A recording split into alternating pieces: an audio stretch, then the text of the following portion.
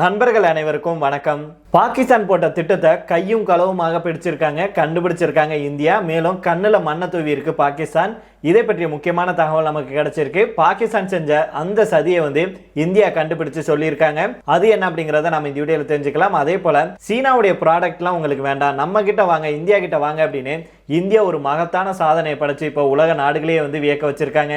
இதை பத்தி நம்ம இந்த வீடியோல தெரிஞ்சுக்கலாம். அதை தொடர்ந்தே பாத்தீங்கன்னா சத்தமே இல்லாம சீனா செஞ்ச ஒரு வேலை இப்போ அமெரிக்காவுடைய ராணுவத்தையே விஞ்சிருவாங்க அப்படின்னு சொல்லப்படுது. அப்படி என்ன அப்படிங்கறதை நம்ம இந்த வீடியோல தெரிஞ்சுக்கலாம். இதனால இந்தியாவுக்கு என்ன மாதிரியான பாதிப்பு இருக்கு அப்படிங்கறதையும் தெரிஞ்சுக்க போறோம். அதுக்கு முன்னாடி நம்முடைய சேனலை சப்ஸ்கிரைப் பண்ணாம பாக்குறீங்கன்னா மறக்காம சப்ஸ்கிரைப் பண்ணிக்கோங்க. புதுசா நம்முடைய வீடியோ பார்த்துட்டு இருக்கீங்கனாலும் கீழே இருக்கும் சப்ஸ்கிரைப் பட்டனை தட்டி மறக்காம சப்ஸ்கிரைப் பண்ணிக்கோங்க. பாகிஸ்தானுக்கும் ஆப்கானிஸ்தானுக்கும் இடையே கடுமையான மோதல் நடந்துட்டு வர்றது நம்ம எல்லாத்துக்குமே தெரியும். அதே போல தாலிபான்களை வீழ்த்துறதுக்காக பாகிஸ்தான் சதி வேலைகளில் ஈடுபட்டு வருது அப்படிங்கிற தகவல் கிடைச்சிருக்கு. அது என்ன மாதிரியான சதி வேலை அப்படின்னு கேட்டீங்கன்னா அதிர்ந்து போயிருவீங்க. அதாவது ஆப்கானிஸ்தானுடைய விமானங்கள் இருக்குல்லையே, அதை கடத்துறதையும் தாக்குதல் செய்யும் வகையிலையும் முக்கிய தகவல்களை பாகிஸ்தானுடைய ISI உளவு பிரிவை சேர்ந்த அதிகாரி சேகரிச்சிருக்கிறாரு. இந்த விஷயம் எல்லாமே ஆப்கானிஸ்தான்ல இருக்கும் தாலிபான்கள் இருக்காங்களே அவங்களுக்கு தெரியாமலே இருந்திருக்கு. இதை தான் இந்தியா இப்ப கண்டுபிடிச்சு இந்த எச்சரிக்கையை தாலிபான்களுக்கு கொடுத்திருக்காங்க அப்படிங்கிற தகவல் நமக்கு கிடைச்சிருக்கு. ஆப்கானிஸ்தான்ல செயல்பட்டு வரும் TTP அப்படிங்கிற தெக்ரி தாலிபான் பாகிஸ்தான் அப்படிங்கிற அமைப்பு பாகிஸ்தான் மேல தாக்குதல் நடத்துச்சு. இதுக்கு பதிலடியாக தான் அந்த அமைப்புடைய முகாம் மேல பாகிஸ்தான் போர் விமானங்கள் மூலமாக கடந்த மாதம் தாக்குதல் நடத்துச்சு. இதுல பொதுமக்கள், குழந்தைகள் உள்பட கிட்டத்தட்ட 50க்கும் மேற்பட்டவர் உயிரிழந்தாங்க. அதை நாம பார்த்திருந்தோம். இந்த தாக்குதல் அப்படிங்கிறது பாகிஸ்தான் ஆப்கானிஸ்தான் இடையே பெரும் மோதலாக ஏற்பட்டுச்சு. இரண்டு நாடுகளுமே எல்லையை பகிர்ந்து கொள்றாங்க. இதனால எல்லையில பாகிஸ்தான் ராணுவம் மற்றும் ஆப்கானிஸ்தான்ல இருக்கும் தாலிபான்கள் இடையே மோதல் ஏற்பட்டுட்டு வருது. இந்த மோதல்ல தாலிபான்களுடைய கைதான் ஓங்கி இருக்கு இப்ப வரைக்குமே. இருந்தாலும் தாலிபான்களுக்கு உரிய பதிலடி கொடுக்க பாகிஸ்தான் பல்வேறு வேலைகளை தொடங்கி இருக்கு. இந்த நிலையில தான் தற்போது திடுக்கிட வைக்கும் தகவல் வெளியாயிருக்கு. அதாவது ஆப்கானிஸ்தானுடைய விமான நிலையங்கள் மற்றும் வான்வெளியை உளவு பார்க்கும் பணியில பாகிஸ்தான் ஈடுபட்டிருக்காங்க. பாகிஸ்தான்ல ISI அப்படிங்கிற உளவு பிரிவு செயல்பட்டு வருது. இதுல அதிகாரியாக பணியாற்றி வருபவர் தான் சதா அதத் முகமது அப்படிங்கிறவரு. இவர் தான் ஆப்கானிஸ்தானுடைய விமான போக்குவரத்து துறை சார்ந்த விஷயங்களை உளவு பார்த்து சேகரிக்கும் பணியில ஈடுபட்டிருக்கிறாரு. அதாவது ஆப்கானிஸ்தானுடைய விமான போக்குவரத்து கட்டுப்பாட்டாளர் மற்றும் விமான நிலையங்கள் பற்றிய முக்கிய தகவல்களை அளிக்கும் நபர்களுடன் அவர் தொடர்புல இருக்கிறாரு. விமான பாதை மற்றும் மேனிஃபெஸ்டோ உள்பட அனைத்து தகவலையும் சேகரித்து வருவதாக ஆப்கானிஸ்தான் நாட்டுடைய முன்னாள் துணைத் தலைவர் அம்ருல்லா சலேவுக்கு நெருக்கமானவங்க தெரிவிச்சிருக்காங்க. இந்த சாதா அதத் முகமது அப்படிங்கிறவரு ஆப்கானிஸ்தான்ல இருக்கும் 4 முக்கிய விமான நிலையங்களை கையாளும் ஐக்கிய அரபு எமிரேட்ஸுக்கு சொந்தமான GAAC நிறுவனத்தில் சேரவும் முடிவு செஞ்சு முயற்சியை மேற்கொண்டிருக்கிறாரு. கடந்த 2024ஆம் ஆண்டு கோஸ்ட் மாகாணத்துடைய விமான நிலையத்தை நிர்வகிக்கும் ஒப்பந்தத்தில் கையெழுத்திடுவது பற்றி அவர் ஆப்கானிஸ்தான் தாலிபான்களுடன் பேச்சுவார்த்தையில் ஈடுபட்டிருக்கிறாரு. ஆனா அதிர்ஷ்டவசமாக தாலிபான்கள் அந்த ஒப்பந்தத்தில் கையெழுத்திடல. இருந்தாலும் இந்த அதத் முகமது விடல. தனக்கு சாதகமான அதிகாரிகளை ரகசியமாக நியமிக்கும் பணியில ஈடுபட்டிருக்கிறாரு. இதுல வெற்றியும் பெற்றிருக்கிறாரு. கோஸ்ட் விமான நிலையத்தின் செயல்பாடுகள், விமானங்களுடைய முழு விவரங்களை யாருக்கும் தெரியாமல் அவர் பெற்றிருக்கிறாரு. இதை நம்முடைய இந்திய உளவுத்துறையும் கண்டுபிடிச்சிருக்காங்க.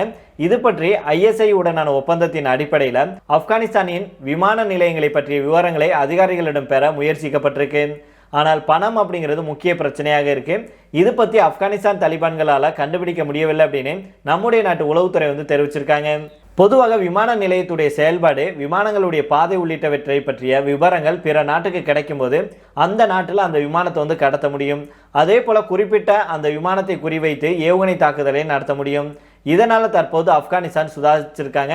வெளிநாட்டினர் மற்றும் பாகிஸ்தான் நாட்டை சேர்ந்தவங்களை பணிக்கு நியமனம் செய்ய மறுத்துட்டு வருது. பாகிஸ்தானுடைய ISI உளவு அமைப்பு ஆப்கானிஸ்தான்ல மட்டும் இந்த செயலை செய்யல, இந்தியாவிலேயும் தன்னுடைய வேலையை காட்டியிருக்கு. டெல்லியில கடந்த 2024ஆம் ஆண்டு ஆப்கானிஸ்தானுடைய தூதரகம் திறக்கப்பட்டுச்சு. அப்போது தூதரக பேச்சுவார்த்தை குழுவில் ISI அமைப்புடன் தொடர்பில் உள்ள அதிகாரியை யாருக்கும் தெரியாமல் நியமிச்சாங்க. இது தவிர ஆப்கானிஸ்தானுடைய தலைநகர் காபூல்ல இருக்கும் பாகிஸ்தானுடைய தூதரகத்தில் 150க்கும் அதிகமான ISI அதிகாரிகள் இருப்பதாக சொல்லப்படுது.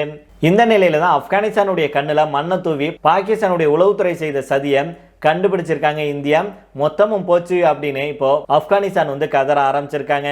இதனால இனி வரும் காலங்கள் என்ன நடக்கும் அப்படிங்கறத நாம தெரிந்து கொள்ளலாம். இதை தொடர்ந்து அடுத்த செய்தியாக பார்த்தோம் அப்படின்னா, விண்வெளியில 2 பொருட்களை ஒன்றாக இணைக்கிறது அப்படிங்கிறது தலைவலி பிடிச்ச காரியம். அமெரிக்கா, ரஷ்யா மற்றும் சீனா ஆகிய நாடுகள் தான் இதை வெற்றிகரமாக செஞ்சு முடிச்சிருக்கு. இந்த நிலையில தான் இன்னைக்கு இந்தியாவும் இந்த சாதனையை செஞ்சு காமிச்சிருக்காங்க. இதன் மூலமாக விண்வெளித்துறையை வணிகமயமாக்க இந்தியா முழுமையாக தயாராயிருச்சு. உலகின் மற்ற நாடுகள் விண்வெளி தேவைக்காக இந்தியாவை நாடும் வாய்ப்புகள் இந்த சாதனை மூலமாக பல மடங்கு அதிகரிச்சிருக்கு. இது குறித்து மத்திய அரசுடைய மூத்த விஞ்ஞானி வெங்கடேஸ்வரன் அவர்கள் என்ன சொல்றாருன்னா, ரயில்ல எப்படி பெட்டிகள் ஒன்றுடன் ஒன்று இணைக்கப்பட்டிருக்குமோ அதே போலதான் விண்வெளியில ஒரு பொருளுடன் மற்றொரு பொருளை இணைப்பதுதான் ஸ்பேஸ் டாக்கிங். ரயில்ல ஒரு பெட்டியிலிருந்து இன்னொரு பெட்டிக்கு நடந்து செல்ல முடிவதை போல விண்வெளியில ஸ்பேஸ் டாக்கிங் செய்வதன் மூலம் ஒரு விண்கலத்திலிருந்து இன்னொரு விண்கலத்துக்கு நம்மளால போக முடியும். ஆனா ஸ்பேஸ் டாக்கிங் கொஞ்சம் கஷ்டமான வேலை. பூமியிலிருந்து சில 100 கிலோமீட்டர் உயரத்தில் இருக்கும் 2 பொருட்களை இங்கே உட்கார்ந்து கொண்டு ரிமோட் கண்ட்ரோல் மூலம் இணைக்க முடியாது. அதனால அதுக்காக தனியாக ப்ரோக்ராம்கள் செய்யப்பட்டிருக்கு. அந்த வகையில தான் 2 விண்கலன்கள் சரியான நேரம் பார்த்து துல்லியமாக இணைத்து கொள்ளும். அதே போல பாதுகாப்பாக கலன்றும் செல்லும் அப்படின்னு அவங்க சொல்லியிருக்காங்க. நாம ஒரு ராக்கெட்ல ஏறி விண்வெளிக்கு சென்று பூமியை சுற்றிவிட்டு மீண்டும் சேர்கிறோம் அப்படின்னா நமக்கு ஸ்பேஸ் டாக்கிங் தேவைப்படாது. ஆனா நாம போகிற ராக்கெட் திடீரென கோளாறு கொடுத்துருச்சு அப்படின்னா நம்மை காப்பாற்ற இன்னொரு ராக்கெட் வரும். இந்த புதிய ராக்கெட்டுக்குள் போகணும் அப்படின்னா அது பழைய கோளாறு கொடுத்த ராக்கெட்டுடன் இணைய வேண்டும். இப்படி இணைக்க ஸ்பேஸ் டாக்கிங் உதவுது. அந்த வகையில தான் ஸ்பேஸ் டாக்கிங் மிக முக்கியமானதாக இருக்கு. நடைமுறையில் நம்ம ஒரு உதாரணத்தை எடுத்து சொல்லணும் அப்படின்னா, சுனிதா வில்லியம்ஸ் அவர்கள் சென்ற ராக்கெட் திடீரென சம்பவம் செஞ்சிருச்சு. ஆனால் அவர் அதற்கு முன்னரே சர்வதேச விண்வெளி மையத்துக்குள்ள நுழைஞ்சிட்டாரு. இது ஸ்பேஸ் டாக்கிங் இருக்குல்ல, இது மூலமாக தான் நடந்துச்சு. ஆக சர்வதேச விண்வெளி மையத்துடன் ராக்கெட்டை இணைக்க இந்த தொழில்நுட்பம் உதவுது. நிலவுல இறங்கி மண் எடுக்கப்பட்டது அப்படின்னும் விண்கற்கள்ல இருந்து கற்கள் எடுத்து வரப்பட்டது அப்படிங்கிற செய்திகள் வருவதை நம்ம பார்த்திருப்போம். இதை செய்ய 2 குட்டி ராக்கெட்டுகள் தேவை.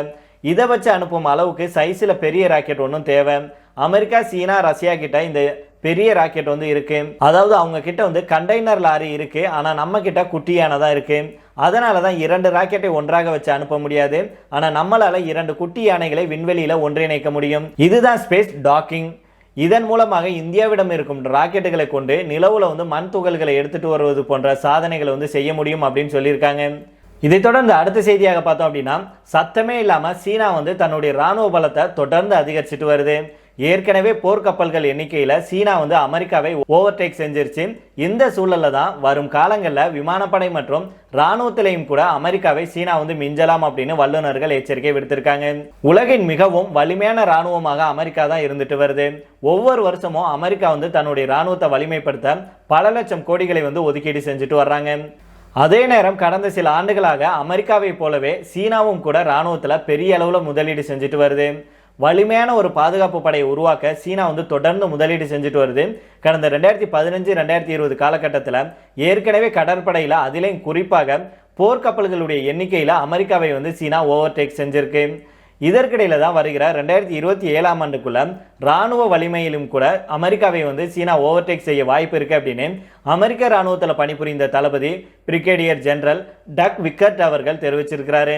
தளபதி பிரிகேடியர் ஜெனரல் டக் விக்கர்ட் எட்வர்ட்ஸ் அப்படிங்கிறவர் விமானப்படை தளத்தில் 412வது டெஸ்ட் பிரிவில் தளபதியாக பணியாற்றியவர் அப்படிங்கிறது குறிப்பிடத்தக்கது. மேலும் ராணுவம் மட்டுமில்லாம சீனா விமானப்படையிலையும் கூட சீனாவுடைய போர் விமானங்கள் எண்ணிக்கை சில ஆண்டுகள்ல அமெரிக்காவை மிஞ்சுவதாக இருக்கும் அப்படின்னு இந்த பிரிகேடியர் டக் விக்கர்ட் அவர்கள் தெரிவிச்சிருக்கிறாரு. இது தொடர்பாக அவர் மேல என்ன சொல்றாருன்னா, இதுக்கு முன்பு இல்லாத அளவுக்கு படு வேகமாக சீனா தன்னுடைய ராணுவத்தை நவீனமயமாக்கிட்டு வருது. அமெரிக்காவை விஞ்சும் அளவுக்கு இந்த நவீனமயமாக்கும் பணிகள் நடந்துட்டு வருது அப்படின்னு சொல்லி இருக்கிறாரு. கடற்படையை போலவே விமானப்படைகள்லையும் சீனா வேகமாக வளர்ந்துட்டு வருது. அமெரிக்காவுடைய F-22 மற்றும் F-35 உடன் ஒப்பிடக்கூடிய அளவுக்கு வலிமையான J-20 மற்றும் J-31 போர் விமானங்களுடைய எண்ணிக்கையை சீனா வேகமாக அதிகரிச்சுட்டு வருது. இதே வேகத்துல சீனா தன்னுடைய போர் விமானங்களுடைய எண்ணிக்கை அதிகரிச்சாங்கன்னா அமெரிக்காவை விட அதிகப்படியான போர் விமானங்கள் சீனா வசம் இருக்கும் சூழல் சில வருஷத்துல உருவாகும். சீனா தன்னுடைய விமானப்படையை இந்த அளவுக்கு வலிமையாக மாற்றுவது வேறு விதமான சிக்கலை ஏற்படுத்தலாம். அதாவது அண்டை நாடுகளை அச்சுறுத்தவும் மிரட்டவும் கூட சீனா தன்னுடைய பலத்தை பயன்படுத்தலாம் அப்படின்னு வல்லுநர்கள் எச்சரிக்கை விடுத்திருக்காங்க.